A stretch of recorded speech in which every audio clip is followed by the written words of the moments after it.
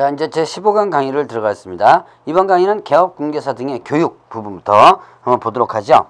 자, 이제 교육과 관련된 부분인데요. 이 교육은 지금 여러 가지 교육으로 나눠졌습니다. 사실 이 교육은요, 상당히 다 없어졌다가 2000년도 때, 꽤 오래전이죠? 2000년도 때 교육이 싹 없어졌어요. 그래서 처음에 들어갈 때 나오는 실무 교육만 있었다가 하도 공부를 안 하니까 개업공개사가 그래서 교육제도를 상당히 많이 만들어 놨습니다. 가장 먼저 나오는 것이 실무교육이죠. 자, 실무교육은 이 실무교육의 실시권자는 누구냐면 시도지사입니다. 자, 실무교육의 실시권자는 시도지사다. 자, 시도지사가 실무교육을 실시하는데 그럼 대상은 누구냐면, 자, 여러분들 이제 교재에 보면 대상이 나올 거예요. 자, 130페이지에 실무교육 대상이 여러 가지가 나오죠. 일단 중개사무소 개설 등록, 자, 등록을 하고자 하는 자. 그 다음에 또, 자, 사원 또는 임원, 사원 또는 임원, 분사무소 책임자가 되고자 하는 자. 이거는 되고자 하는 자 이렇게 됐죠. 자, 그 다음에 또 소속 공인중개사가 되고자 하는 자. 자, 중개사무소 개설 등록하고자 하는 자, 사원 임원 책임자가 되고자 하는 자, 소속공인중개사가 되고자 하는 자. 이거는 몇 년 이내 받아야 된다? 등록 신청일 전 되고자 할 때 1년 이내 받아줘야지만 돼요. 자, 그래서 등록하고자 할 때, 사원 임원 책임자가 되고자 할 때, 소속공인중개사 되고자 할 때, 자, 일단 여기다 보죠. 1년 이내 받으라고 했죠. 1년 이내 받으라 라고 했습니다. 자, 그러면 이때 이런 실무교육을 받지 않아도 되는 경우 있어요. 예를 들어서 개업공개사가 폐업했다가 1년 이내 다시 등록하거나 다시 소속공개사로 취직하고자 할 때.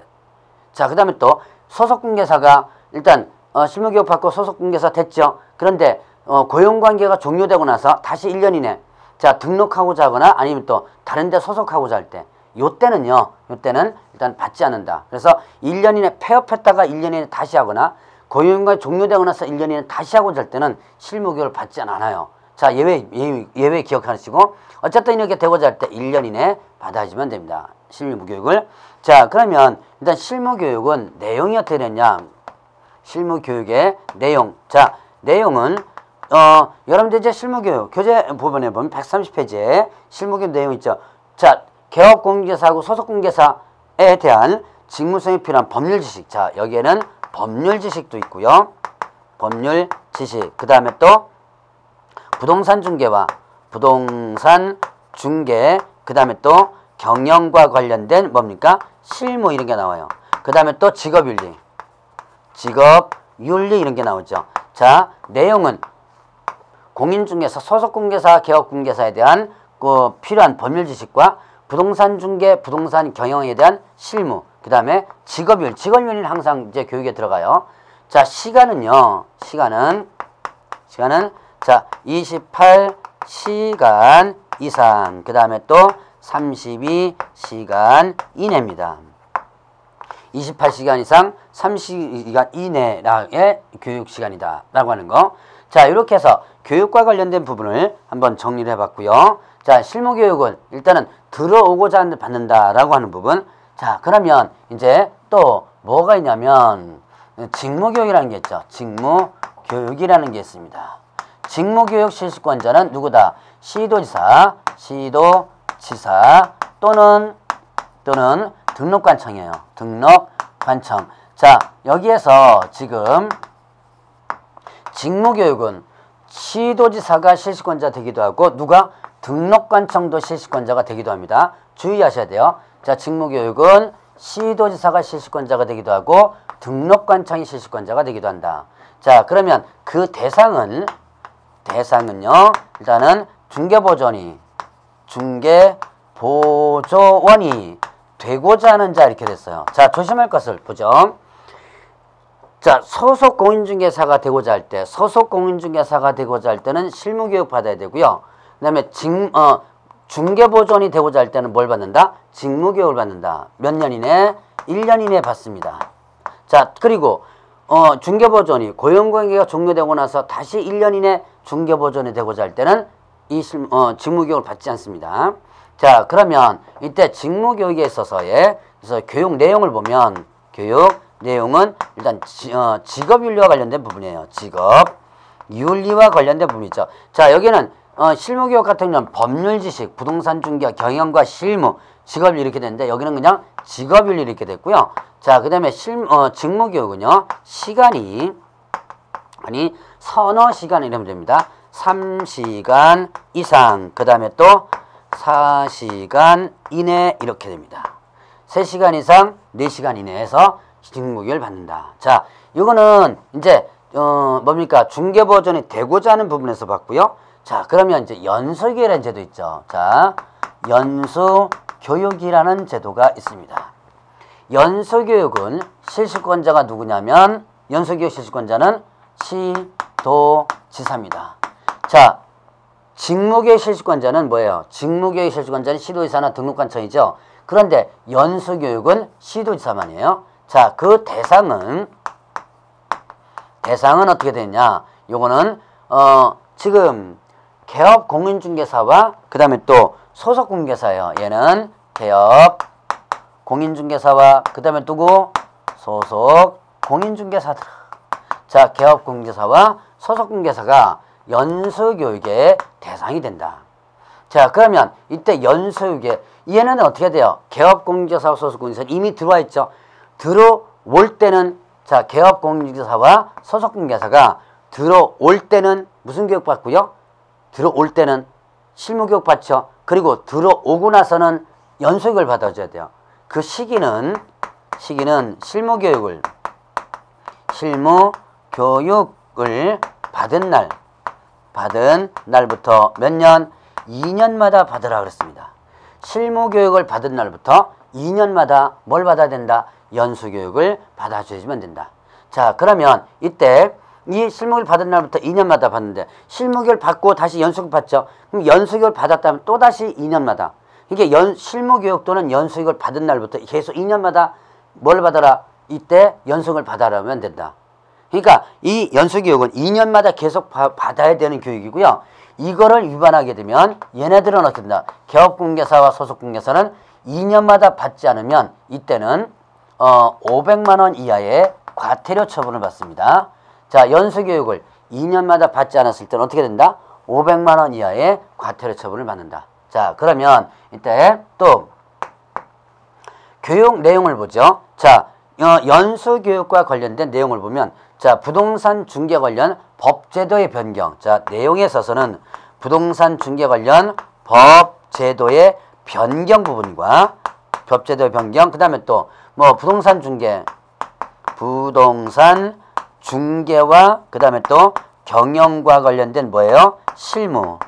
그 다음에 또 직업윤리 그렇죠. 직업윤리. 자, 여러분들이 교재 130페이지를 보세요. 거기 보니까 하단 부분에 실무교육 내용 있죠. 실무교육 내용을 보면 뭐라고 되어 있어요? 개업공개, 소속공개, 직무수행에 필요한 뭐라고 되어 있죠? 직무수행에 필요한 실질적인 뭐예요? 법률 지식이죠. 자, 그럼 법률 지식이 있습니다. 자, 여기는 그 실무교육은 법률 지식이라고 되어 있는데 그런데 이 연수교육은 법제도의 변경사항을 해주는 거죠. 그동안 교육을 못 받았던 사이에 뭡니까? 법제도가 이제 변경됐죠? 그런 거에 대해서 요걸 갖다가 강의를 하는 거죠. 자, 부동산 중개 경영 실무와 직업윤리는 같은 부분이고요. 자, 시간은 자, 연수교육 시간은 어떻게 된다? 12시간 이상. 그 다음에 또 16시간 이내입니다. 자, 연수교육 시간은 12시간 이상, 16시간 이내. 그리고요, 자, 연수교육에 대해서 통지를 하도록 하고 있어요. 자, 2년마다 연수교육을 받아야 돼요. 근데 당사자가 연수교육을 2년마다 받아야 되는 깜빡깜빡 하죠. 그렇기 때문에 교육 받으러 오라고 통지를 합니다.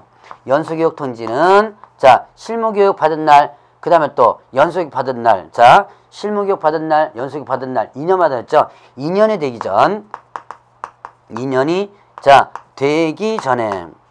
전 자, 2년이 되기 전에 몇 개월 이내에 받도록 하냐면 2개월 이내에 통지하도록 돼 있죠. 2년이 되기 전 2개월 이내. 자, 2년이 되기 전 2개월 이내 통지를 하라. 그러니까 교육받기 2개월 전에 당신이 이제 교육받을 때가 됐습니다라고 통지를 하는 겁니다. 자, 요거 2년이 되기 전 2개월 이내. 2와 2죠. 2년 2개월. 2년이 되기 전 2개월 이내 통지하라는 거. 자, 요게 이제 연수교육과 관련된 부분. 자, 그러면 이제 세 가지 교육을 한번 봤는데요. 근데 교육의 지침 마련이 있습니다.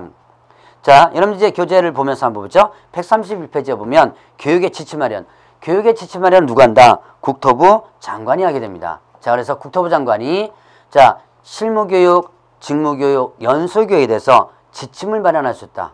교육의 균형 유지를 위해서 각각 시도지사가 하니까 교육의 균형 유지를 위해서 교육의 지침 마련을 할 수 있다라고 하는 부분이 있어요.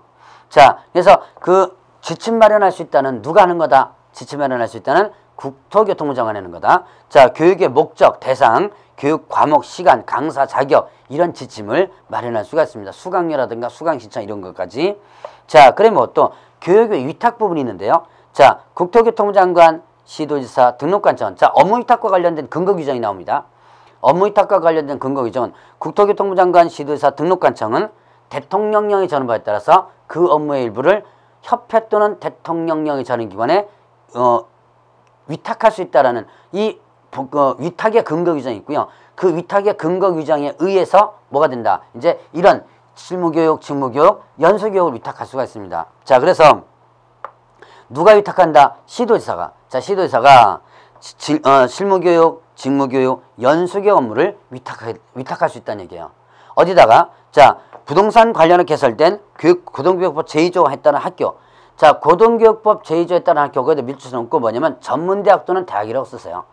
자, 그래서 부동산 관련학과 개설된 고등교육법 제2조에 있는 학교는 전문대학 또는 대학. 여러분 전문대학 또는 대학은 전체적이죠. 여러분 사이버대학이라든가 그 다음에 또 방송통신대학도 여기에 다 들어갑니다. 자, 그래서 이런 학교들과 그 다음에 공인중개사협회, 그 다음에 또 공공기관 운영하는 법률에 따른 공기업준정기관 여기다가 위탁할 수 있다는 얘기예요. 자, 위탁하게 되면 관보에 고시하라 그랬습니다. 자, 그러니까 지금 교육의 위탁은 세 가지 교육 위탁이 있어요. 실무교육, 직무교육, 연수교육에 대한 교육 위탁 부분이 있다는 거 구분을 해보시고, 자, 그 다음에 또 교육기관의 인력, 실력 및 시설 기준이 있습니다. 인력하고 시설 기준 요것도 여러분들 좀 기억해 놓으셔야 되는데, 자, 강사의 기준이 있어요. 강사의 기준. 일단은 강사의 기준과 관련된 부분에서 보면 일단 박사학위 소지자. 자, 박사학위 소지자는 경력 기준이 없고요. 그냥 박사학위 소지자예요. 자, 그 다음에 또 전임 강사 이상인 몇 년? 2년. 전임 강사 이상은 2년이고요. 석사학위는 취득은 3년이죠. 그래서 전이 석삼 이렇게 한번 기억해 보세요. 전임 강사는 2년, 석사학위는 3년. 자, 강사 경력과 관련된 부분이에요. 변호사는 2년이죠. 그 다음에 7급 이상 중개업무 담당 공무원은 6개월. 자, 그 다음에 그 외 자격증 가진 사람들 3년 이렇게 되죠. 공인중개사부터 해서 그 외 자격 가진 사람들 3년 이렇게 되죠.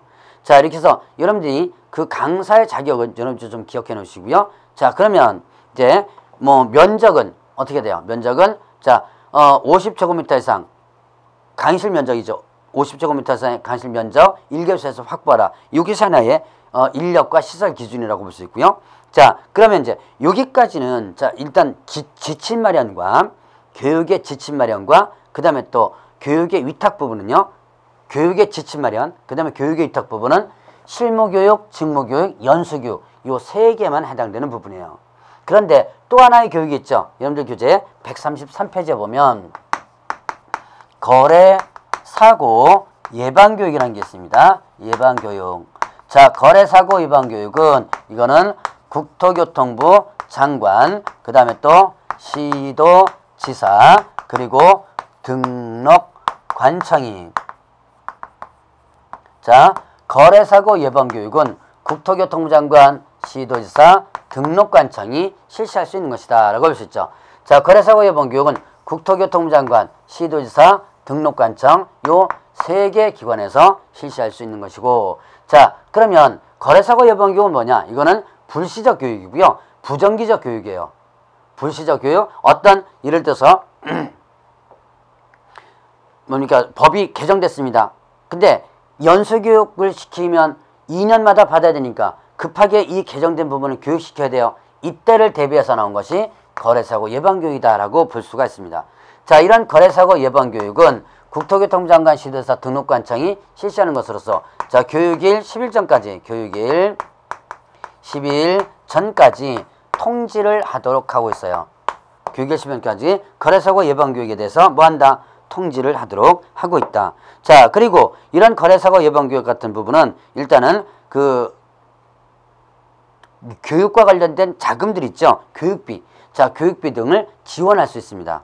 그래서 국토교통부 장관, 시도지사 등록관청이 일단은 이런 교육비에 대해서 일단 지원을 할 수 있도록 하고 있다. 자, 그래서 교육비 지원에서는 뭐 그 교육 장비 설치라든가 개발 보급, 그 다음에 또 교육 실시하는 강사비 이런 것들을 지원할 수 있도록 해놨습니다. 자, 그래서 자, 일단 거래사고 예방교육과 관련된 부분은 실시권자가 누구다? 실시권자가 국토교통부 장관 시도지사 등록관청이다.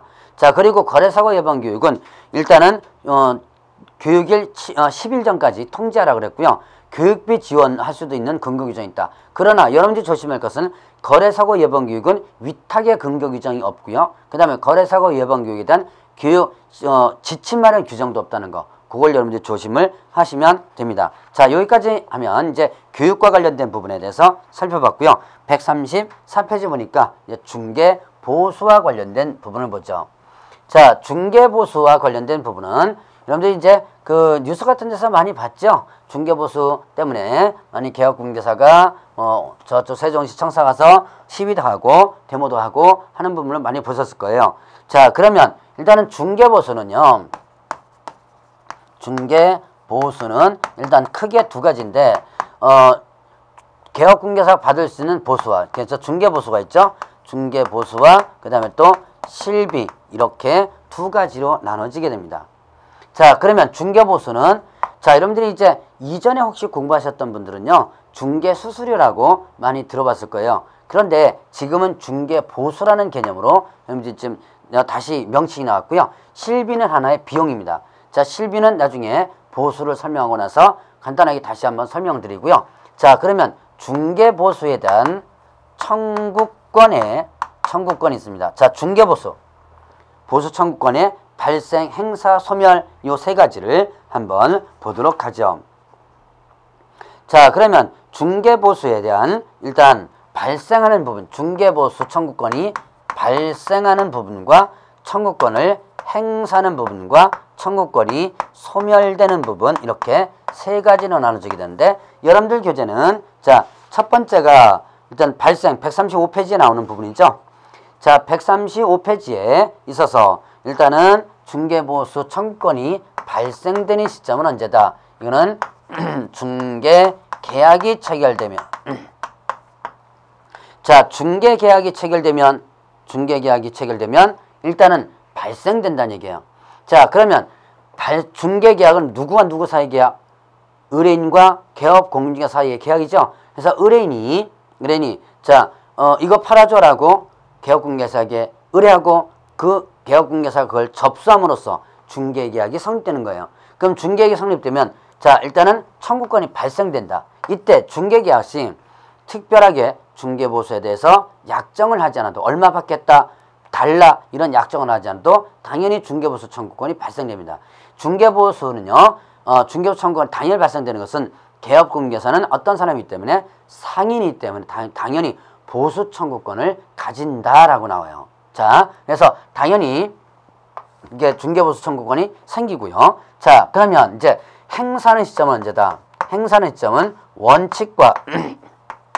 원칙과 예외로 나눠지게 되는데요. 자, 이제 소멸되는 부분은 다시 밑으로 나오고요. 자, 그러면 여러분들 교재에 행사하는 시점에 대해서 잠깐 볼 텐데 행사는 일단은 청구권 행사의 요건이에요. 청구권 행사 요건. 중개계약이 존재해야 돼요. 그러니까 중개계약이 없이 그냥 개업공개사 일방적으로 알선했다면 중개계약 없이 일방적으로 알선했다면 중개보수를 청구할 수 없습니다. 자, 그 다음에 또 중개계약 기간 내야 되고 거래가 성립하는 것이 당연히 기본적인 전제 조건이죠. 자, 그 다음에 인과관계가 있어야지만 됩니다. 자, 여러분들 왜냐? 개업공인중개사 때문에 거래가 됐어야지만 되죠. 자, 이렇게 전제 조건이 있고요. 그러면 이제 그냥 행사하는 걸 언제 하느냐? 원칙은 당사자 약정입니다. 원칙은 당사자의 약정. 자, 지금 제가 하는 것은 137페이지에 중개보수의 청구 시기 요걸 지금 하고 있는 중이에요. 자, 원칙은 당사자 약정입니다. 당사자 약정에 의해서 중개보수 청구할 수 있는데 예외로 거래대금 지급이 자, 예외는 이제 약정이 없다면 거래대금 지급이 어떻게 된 거예요? 지급이 완료된 날 이렇게 됩니다. 자, 원칙은 당사자 약정이고요. 원칙은 당사자 약정이고 예외는 거래대금 지급이 완료된 날. 거래대금 지급이 완료된 날 이게 뭐예요? 소위 말하는 잔금 지불이죠. 그러니까 옛날에는 계약이 체결되면 즉 중개가 완성되면 받을 수 있는데 하도 중개가 완성되고 나서 수수료 받고 나서 쳐다보지도 않아요. 후속 조치는 서비스도 안 해주고 그러다 보니까 이렇게 좀 밀어놨습니다. 그래서 당사자가 약정하는 것이 우선이지만 약정이 없다면 예외로 어떻게 된다? 거래대금 지급이 완료된 시점 잔금 지불 시점이다 라는 거 여러분들 요거는 꼭 여러분들이 기억을 해 놓으시고요. 자, 그러면 이제 소멸되는 시점이 있습니다. 청구권이 소멸되는 시점은 개업공개사의 공인중개사의 고의 또는 과실로 거래계약이 어떻게 됐을 때 거래계약이 무효 그 다음에 취소 그리고 해제되게 되면 자, 개업 공인중개사의 고의 또는 과실이에요. 개업 공인중개사의 고의 또는 과실로 거래계약이 어떻게 됐다? 무효, 취소, 해제. 그럼 결국 누구 잘못 때문에 계약 깨진 거예요? 누구 잘못 때문에 계약 깨진 거죠? 누구 잘못 때문에? 일단 개업 공인중개사 잘못이죠? 개업 공인중개사 잘못 때문에 계약이 깨졌다는 얘기예요. 그러면 어떻게 된다?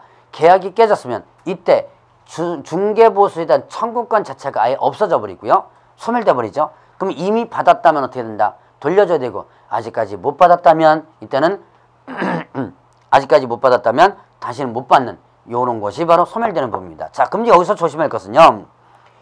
고의과실이면 소멸되죠. 받을 수 없다는 얘기예요. 그러면 고의과실이 아니면 받을 수 있다는 얘기가 되죠. 고의과실이 아닌 사이로 계약이 깨졌습니다. 그러면 받을 수 있다. 자, 그러면 이거를요 이렇게 지워놓고 한번 보죠. 거래계약이 자, 개업공개사까지 한번 지워버리고 자, 거래계약이 무효, 취소, 해제됩니다. 중개보수를 받을 수 있다, 없다. 이거 갖고 한번 구분해 보겠습니다. 자, 거래계약이 무효, 취소될 경우 중개보수 받을 수 있다, 틀려요. 없다, 틀립니다. 자, 제가 지금 우회 전제조건 개업공개사의 고의과실을 뺐죠. 빼고 자, 거래계약이 무효, 취소된 경우 중개보수 받을 수 있다, 틀리고 없다, 틀리다. 왜 두 개가 틀리냐? 고의과실이냐 아니냐를 따져야 돼요. 있다, 받을 수 있다 틀린 경우는 고의과실이라면 받을 수 없는 것이고 없다가 틀리죠. 없다가 틀리면 이건 뭐다? 고의과실이 아니라면 받을 수 있다는 얘기죠. 그래서 이 두 개가 다 틀리다는 거 기억을 해 놓으시기 바랍니다. 자, 그러면 이제 이렇게 해서 중개보수에 대한 청구권이 발생되고 행사되고 소멸되는 부분을 한번 봤는데 그러면 138페이지 보니까 중개보수의 범위 해서 나오죠. 이제 범위에서 보니까 중개보수 요율 및 수수하는 부분 나오는데요. 자, 그러면 중개보수에 있어서 요율이 어떻게 되는가라고 하는 부분을 보죠. 일단 중개보수는 주택과 주택 외의 대상물 그 다음에 오피스텔 이렇게 세 가지로 나눠지죠. 자, 일단은 주택 부분을 보죠. 주택은 어떻게 된다? 주택은 일단 요거는 뭐까지 포함되냐면 부속 토지까지가 포함되는 것이고요. 주택은 국토교통부령이 정하는 범위 내에서 시도 조례로 정한다 이렇게 됐어요. 자, 주택은 국토교통부령이 정하는 범위 내에서 뭘로 한다? 시도 조례로 넘깁니다. 이때 국토교통부령이 정하는 범위는 매매하고 그 다음에 교환은 얼마? 1,000분의 9. 1,000분의 9고요. 임대차 등은 어떻게 된다? 1,000분의 8이에요. 자, 매매 교환은 1,000분의 9. 그 다음 임대차 등은 뭐다? 1,000분의 8 이렇게 됐습니다.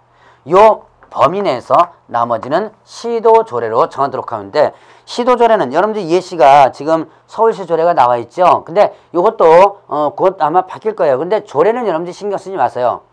조례는 어차피 각 지역별 조례가 틀리기 때문에 조례는 시험 문제 안 나옵니다.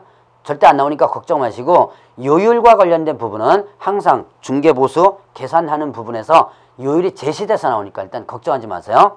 자, 그래서 요 조례로 정하도록 하고 있다. 이 범위 내에서. 자, 그리고 또 주택 부분 면적이 얼마? 2분의 1 이상이라면, 자, 주택 부분 면적이 2분의 1 이상이라면 뭐가 적용된다? 이때는 주택 요율이 일단은 적용된다. 자, 주택 부분 면적이 2분의 1 이상이라면 주택 요율을 적용한다 라고 하는 거, 요거를 여러분들 일단 구분을 해보시면 돼요. 자, 요까지가 주택과 관련된 부분입니다. 자, 그런데 여기서 조례로 정한다 그랬죠? 조례로 정하는데 이런 경우 있어요. 사무소 소재지와 대상물 소재지가 틀립니다. 자, 사무소 소재지와 주택 대상물 소재지가 틀려요. 그럼 이때는 어떤 소재지 조례를 적용하느냐 부분이죠. 예를 들어서 사무소는 서울 강북구에 있는데, 자, 대상물은 경기도 의정부에 있는 물건이에요. 자, 이때는 어떤 경기도 조례와 서울시 조례 두 개가 충돌되겠죠. 이때는 어느 조례를 적용하느냐? 이때는 사무소 소재지 조례를 적용합니다. 왜 사무소 소재지 조례를 적용하느냐? 여러분들 교재는 이거 138페이지에 하단 부분에 나와 있는 부분입니다. 자, 그 주택과 관련된 부분에서 나와 있는 부분이죠. 미음인가에 일단 나와 있어요. 자, 그러면 이건 왜 그러느냐? 자, 여러분들 계약 체결은 어디서 해요? 계약 체결은 사무소에서 하죠. 사무소에 중개, 보수, 요율표를 게시해 놓도록 하죠. 그럼 서울 사무소에서 계약을 체결하니까 의뢰인들은 뭘 쳐다보고 있다? 서울시 조례를 쳐다보고 있겠죠. 그러니까 이때는 서울 조례, 즉 사무소 소재지 조례를 해가지고 그걸 적용해주면 된다라는 거, 그것도 같이 기억을 해 놓으시고요. 자, 그러면 이제 주택은 요 정도 됐고, 주택 외의 대상물 보죠. 주택 외의 대상물이 있습니다. 자, 주택 외의 대상물 하면 뭐예요? 토지나 상가 이런 것들이죠. 자, 주택 외의 대상물은 일단은 뭐가 있더라? 자, 주택 외의 대상물은 일단 국토교통부령이 정하는 범위 내에서, 자, 국토교통부령이 정하는 범위 내에서 이때는 협의해서 받도록 하고 있습니다. 자, 국토교통부령이 정하는 범위 내에서 뭐한다? 협의해서 받도록 하고 있다. 이때 국토교통부령이 정하는 범위는 매매, 그 다음에 또 교환, 그리고 또 임대차. 매매, 교환, 임대차 모두 얼마로? 1천 분의 9 이렇게 됐어요. 자, 여러분들 주택을 보세요. 주택은 매매, 교환과 임대차가, 매매, 교환은 1천분의 9, 임대차 등은 1천분의 8 이렇게 됐죠. 그런데 주택 외의 대상물, 토지나 상가 뭐 이런 것들은 국토교통부령 정하는 범위에서 협의해서 봤는데, 이 국토교통부령 정하는 범위는 매매, 교환, 임대차 모두 어떻게 돼요? 1천분의 9 이렇게 됩니다. 여러분들 좀 조심하시고요. 자, 그러면 1천분의 9 내에서 협의해서 받는 거예요. 그럼 최대치로 몇 필요까지 받을 수 있다? 1천분의 9에서 받을 수 있다는 얘기죠. 자, 그런데 여기에서 이제 이 주택 외의 대상물에만 특별히 적용되는 거 있습니다. 조심해야 될 거. 자기가 받을 중개보수 요율을 어디다 명시하라? 요율표에 명시하고 초과 수수에서는 안 된다. 금지 이렇게 나와요. 자, 이게 무슨 얘기냐? 자, 자기가 받을 중개보수 요율에 대해서, 자기가 받을 중개보수 얼마 범위예요? 1천분의 9죠. 최저치로 받을 수 있는 거. 그럼 우리 집은 예를 들어서 1천분의 9는 0.9%죠. 1.7% 받겠다. 이런 식으로 명시해 놓으면 이걸 초과해서 받으면 안 된다는 얘기죠. 그래서 자기가 받을 중개보수 요율을 요율표에 명시하고 초과해서 받아서 안 된다. 만약에 초과해서 받으면 금쟁이, 초과수수에 해당되는 부분이에요. 그러니까 이거는 경쟁을 유도하기 위한 규정입니다. 자, 0.9% 다 받지 말고 서로들 경쟁하라. 그럼 우리 집은 0.6, 우리 집은 0.7면 받는다. 서로 경쟁하는 얘기예요. 그렇게 해서 받겠다고 한 것을 넘어서 받으면 안 된다. 만약에 우리 집이 0.7%로 명시해놨습니다. 근데 0.8%를 받으면 이거는 초과 수수해야 된다는 얘기예요. 그러니까 여러분들이 쓸데없이 제가 강의할 때마다 학원 강의할 때도 마찬가지인데요. 쓸데없이 이렇게 하지 마세요. 명시하라 했으니까 명시해줘야 돼요. 명시 안 하면 이 법 또는 이번 명령 위반해서 업무정지입니다. 자, 명시하라 했으니까 얼마로? 0.9%로 명시해놔요. 그리고 상황에 따라서 깎아주면 됩니다. 그러니까 올려받는 거는 중개사법에서 문제가 되지만 요율을 올려받는 것을 깎아주는 건 문제가 되지 않아요. 그러니까 0.9%로 명시를 해놓고 상황에 따라서 0.6% 받든지 5% 받든지 또 0.9% 받을 수 있는 상황이 될 수도 있잖아요. 그러니까 일단은 요율표에 명시하라 했으면 명시하라. 그러니까 이렇게 명시하는 게 바람직하다는 얘기죠. 어쨌든 명시해줘야지만 돼요. 자, 자기가 받을 중개보수 요율에 대해서 요율표 명시하고 초과해서 받아서는 안 된다. 요거는 어디에만 나오는 거? 주택 외의 대상물에만 나오는 겁니다. 주의하셔야 되는 사항들이에요. 자, 그 다음에 또 오피스텔을 보겠습니다. 오피스텔과 관련된 부분이 있어요. 자, 오피스텔과 관련된 부분은 일단은 조건이 있습니다. 오피스텔과 관련해서 85제곱미터 이하일 것, 이하와 그 다음에 또 자, 상하 수도시를 갖춘 전용 입식 부엌. 자, 입식 부엌이 있어야 되고요. 입식 부엌이 있어야 되고 그 다음에 또 화장실과 욕실. 화장실 그 다음에 욕실. 이 네 가지 조건이 모두 해당되지면 됩니다. 자, 오피스텔과 관련해서는 85 이하의 오피스텔이 되고 입식 부엌이 있어야 되고 화장실과 그 다음에 욕실이 있어야지만 된다. 네 가지가 다 전제 조건이 맞는다면 매매하고 교환은 자, 요거는 요율 일단 기억해놔야 돼요. 매매 교환은 얼마? 1000분의 5. 1000분의 5. 그 다음 임대차 등은 1000분의 4를 받도록 하고 있습니다. 자, 오피스텔이 85 이하고요. 입식 부엌이 있고 화장실이 있고 욕실이 있습니다. 입식 부엌이 있다는 건 뭐예요? 주거용이에요. 그래서 주거용으로 들어간다면 주거용으로 이렇게 해서 들어간다면 어쨌든 주거용이 아니라도 이 전제 조건을 달면 이 전제 조건이 있다면 이거는 당연히 뭐다? 여기에 매매 교환은 1000분의 5, 임대차 등 1000분의 4가 적용된다. 자, 1000분의 5, 1000분의 4가 적용되는 부분은 전제 조건이 85 이하여야지만 되고요. 부엌이 있고 화장실, 욕실 다 있어야 돼. 네 가지 전제 조건이 다 있어야지만 됩니다. 자, 그 외에는 자, 1000분의 9, 1000분의 9 범위 내에서 협의해서 받도록 하고 있습니다. 자, 이 조건이 안 맞는 거라면 1000분의 9 범위 내에서 어떻게 한다? 협의해서 받는다는 거. 자, 그래서 이렇게 세 가지 주택과 주택 외와 오피스텔로 나눠진다는 거. 그걸 여러분들 일단 구분을 해보시고요. 그러면 중개보수에 대한 산정은 그럼 어떻게 되느냐? 자, 중개보수 산정 어떻게 계산하느냐 하는 부분 보죠. 자, 이제 요거는 이제 지우고요. 자, 여러분들 교재 140페이지에 나오는 계산 부분이 있죠. 자, 일단 매매는 매매 가액에다가 해당 요율하면 되겠고요. 자, 교환은요. 자, 교환 같은 경우는 일단 고액의 물건을 기준으로 한다. 자, 교환은 뭘 기준으로 한다? 고액의 물건을 기준으로 한다. 그래서 자, 교환 같은 경우는 일단은 어떻게 합니까? 자, 1억짜리와 그 다음에 1억 5천짜리를 서로 맞바꾼다라고 한다면 자, 1억 5천이 손해가 나겠죠. 그래서 1억을 맞바꾸는 여기서 5천만 원에 대해서 현금이라는 걸 보상을 해주는 거예요. 바로 이게 뭐가 된다? 어차피 1억 5천의 거래가 되죠. 그래서 고액의 물건을 기준으로 한다. 라고 여러분들 보시면 되고요. 자, 그 다음에 월세가 있는 임대차가 있습니다. 자, 월세가 있는 임대차. 조금 여러분들 좀 기억을 좀 해놔야 될 부분인데요. 자, 이건 이중 계산인데요. 월세가 있는 임대차는 보증금 더하기 월세 곱하기 얼마? 100을 합니다. 월세가 있는 임대차는 어떻게 한다? 보증금 더하기 월세 곱하기 100 이렇게 하는 거예요. 그런데 이렇게 계산하여 얼마 미만이라면 5천만 원 미만이라면 이때 다시 계산해요. 자, 5천만 원 미만이라면 이때는 보증금 보증금 더하기 월세 곱하기 얼마? 70으로 다시 계산합니다.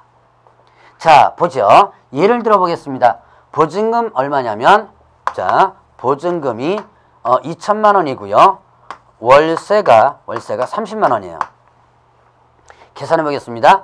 자, 보증금 더하기 월세 곱하기 100을 계산해 보죠. 100을 계산하면 3천만 원이죠. 3천만 원에다가 2천만 원 계산하면 5천만 원이죠. 자, 이제 5천만 원일 때 요걸 보죠. 5천만 원 미만이면 이렇게 계산하죠. 그럼 5천만 원 미만이라면 5천만 원이 해당돼야 안 돼요? 해당 안 됩니다. 5천만 원 미만하면 5천만 원 해당되진 않아요.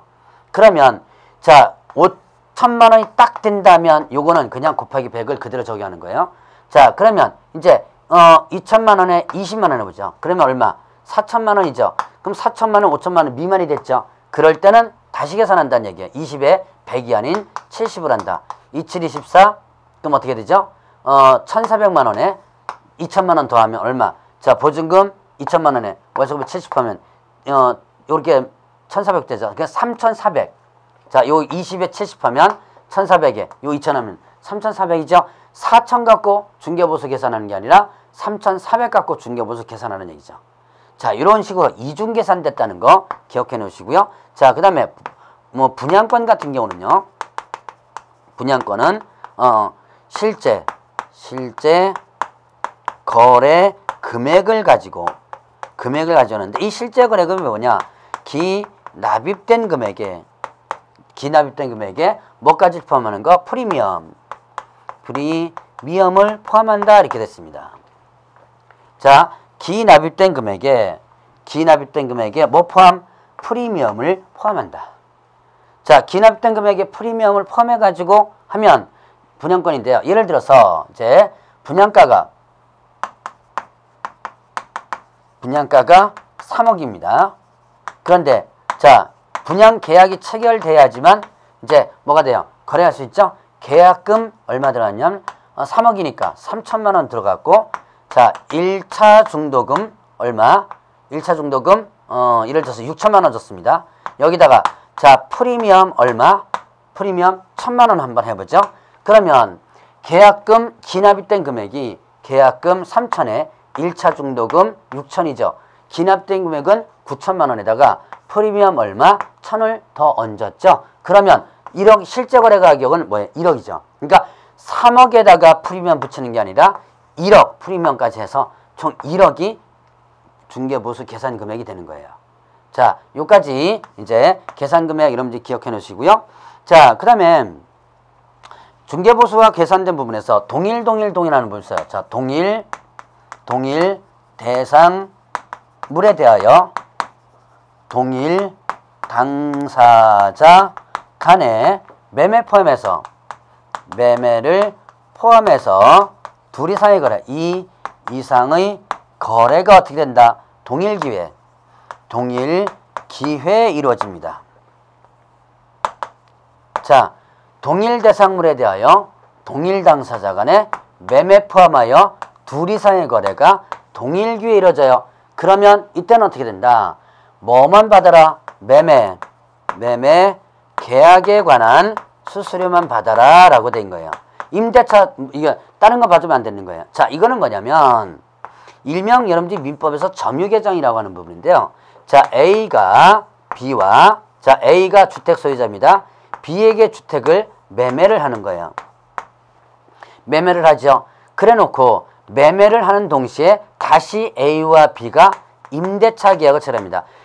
A가 집을 B에게 팔고 파는 동시에 다시 임대차 계약을 체결해서 A가 여기에 계속 눌러앉는 거죠. 그러면 자, 동일 대상물에 대하여 동일 당사자 간의 매매 포함하여 임대차 계약을 동일 기회에 이루어졌죠. 이럴 때는 뭐만 받아라? 매매 수수료만 받고 매매 중개보수만 받고 임대차 중개보수는 받지 말라는 얘기예요. 자, 만약에 매매와 임대차 다 받으면 이건 초과 수수에 해당되죠. 자, 조심할 것은 A와 B와 매매 계약을 체결하고 C와 임대차 계약을 체결합니다. 소위 말해서 전세 놓고 들어가는 거 있죠. 그거는 동일 물건이고 동일 기회인데요. 동일 당사자가 아니죠. 이거는 다 받을 수 있는 부분입니다. 조심해야 될 사항이에요. 자, 그리고 중개보수와 관련된 부분에서 부가가치세를 별도로 받는 것은 이거는 일단은 법에 위반되지 않습니다. 요거는 뭐 여러분들이 그 조심을 하시면 되겠고요. 자, 그리고 권리금에 대해서는 중개보수에 계산이 안 되죠. 자, 권리금은 중개대상물이 아니고 근데 권리금을 중개보수에다가 집어넣으면 안 되고 별도 양도 알선했을 때 알선료를 받는 것은 일단은 초과수수에 해당되지 않습니다. 그래서 권리금을 중개보수에다 넣어가지고 하면 이거는 초과수수에 해당될 가능성이 있으니까 조심하라 라고 하는 거 그까지만 하면 되고 이제 실비와 관련된 부분이죠. 자, 142페이지 보니까 실비가 나오는데 자, 실비는 권리, 관계 등의 확인에 소요되는 비용과 그 다음에 또 계약금 등의 예치 비용 이렇게 두 가지로 나눠줍니다. 자, 권리관계 확인에 소요되는 비용과 그 다음에 계약금 등 예치 비용. 자, 권리관계 확인에 소요되는 비용 이거는 여러분들 중개대상물 조사 확인할 때 있죠. 중개대상물 조사 확인할 때 들어가는 각종 등기상 증명서, 발급, 열람료, 그 다음에 또 대장, 발급료 이런 것들이에요. 자, 이런 물건, 이런 것을 누구한테 받을 수 있냐면 자, 실비는 하나의 비용이죠. 그런 비용을 권리, 이전, 의뢰인에게 받을 수 있고요. 계약금 등 예치 비용, 계약금 등 예치와 관련해서 누구 명의로? 자, 개업, 공인중개사 명의로 만약에 예치하면 비용이 나오는데요. 그 비용을 권리, 취득, 의뢰인에게 받을 수 있다라는 부분이에요.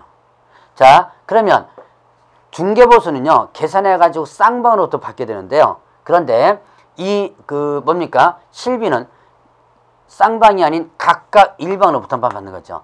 왜 권리 취득을 해 받느냐? 권리관계 확인에 소요되는 비용을. 자, 만약에 개업 공인중개사 없이 당사자끼리 거래하면 이때 권리관계 확인을 누가 해줘야 돼요? 권리 이전 의뢰인인 매도인이나 아니면 임대인이 임차인에게 혹은 또 매수인에게 권리관계 확인해줘야죠. 그걸 대신 누가 해주는 거예요? 개업 공인중개사 해주죠. 그래서 얘가 내라. 자, 계약금 등 예치제도는 누굴 위한 제도라 그랬어요? 요거는 권리 취득 의뢰인을 위한 제도라 그랬죠? 그래서 얘가 내라 이렇게 된 거죠. 각각 일반이고요. 나머지는 시도조례로 정하도록 하고 있고요. 범위는요. 자, 사무소와 대상물 소재지가 틀릴 때는 사무소 소재지 시도조례를 적용을 합니다. 자, 실비는 이 정도까지만 여러분들이 좀 기억을 해놓으시면 되겠고요. 자, 다음 시간에는 지도감독에 대해서 살펴보도록 하겠습니다.